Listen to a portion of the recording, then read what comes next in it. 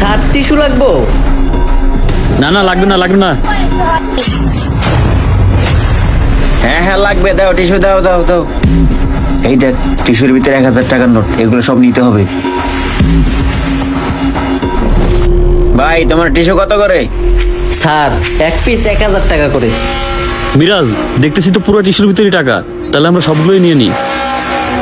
আরে দাঁড়া, আগে ওগুলো চেক করে দেখে নি ওগুলোর ভিতরে টাকা আছে কিনা, পরে নিব। ধর তুই এটা রাখ।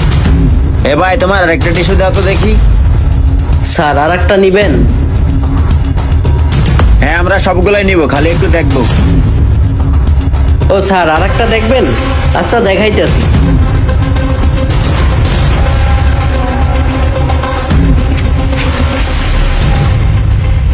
মিরাজ, এগুলোর ভিতরে দিকে টাকা, আমরা সবগুলোই নিয়ে নিই।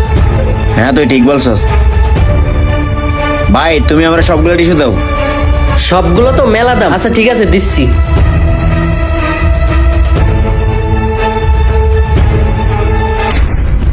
মিরাজ, ওর টাকাটা দিয়ে দে। হ্যাঁ দিতেছি। এই না ভাই তোমার টাকা, টিস্যু 4000 আর 1000 টাকা তোমার বকশিস।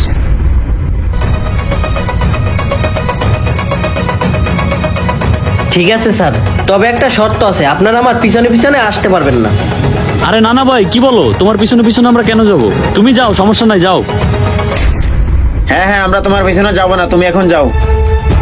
আচ্ছা ঠিক আছে।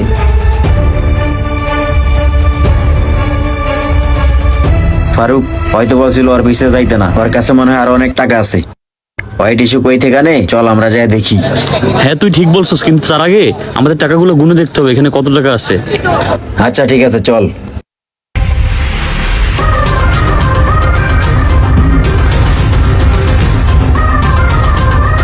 কতগুলো টাকা মিরাজ, কি ব্যাপার এত টাকা?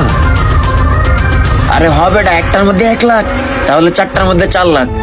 আরে 4 লাখ টাকা, আমরা তো লালে লাল হয়ে গেলাম। এই এত খুশি হয়ে যাবেন, আগে দেখে নি টাকাগুলো অরিজিনাল কিনা। হ্যাঁ হ্যাঁ, টাকাগুলো তাড়াতাড়ি চেক কর।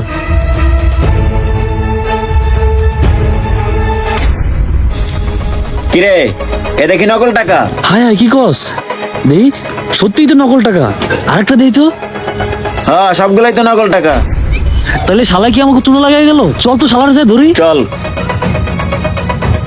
আঙ্কেল আমাকে এই ওষুধগুলো দেন। আচ্ছা দিতেছি।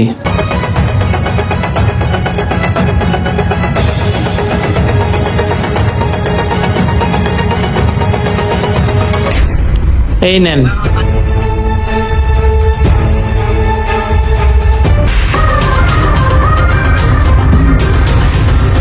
ভাই ভাই তোমার জন্য ওষুধ আনছি, ওঠো।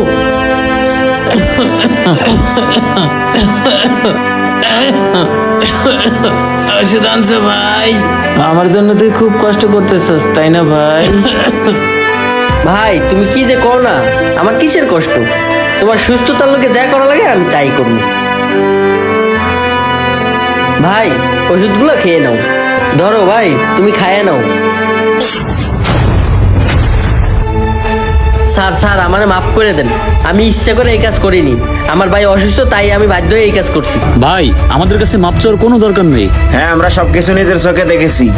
স্যার আমি জানি এই কাজটা করা আমার একদম ঠিক হয়নি, কিন্তু কি করবো বলেন? আমাদের আগে অনেক বড় ব্যবসা ছিল। আমার ভাইয়ের হঠাৎ করে ক্যান্সার ধরা পড়ে, সবকিছু বিক্রি করে চিকিৎসা করতে করতে আজ আমরা এই অবস্থায়। আর স্যার ডাক্তার বলছে আমার ভাই আর কোনোদিন সুস্থ হইব না। যতদিন বেঁচে থাকবে ততদিন এভাবেই চিকিৎসা চালাইতে হইব। স্যার আর একটা কথা কি জানেন, গত 3 দিন ধরে আমি টিস্যু নিয়ে ঘুরতে, কেউ কিনে নাই। আর যখন টিস্যুর ভিতরে আমি নকল টাকা লাগাইছি তখনই আপনারা কিনে নিলেন। হ্যাঁ ভাই, তুমি ঠিকই বলছো। আমরা যদি তোমাদের মতো এরকম ছোটখাটো ব্যবসায়ীর কাছ থেকে জিনিসগুলো ক্রয় করতাম, তাহলে হয়তো তোমরা এই পথে আসতো না কখনো।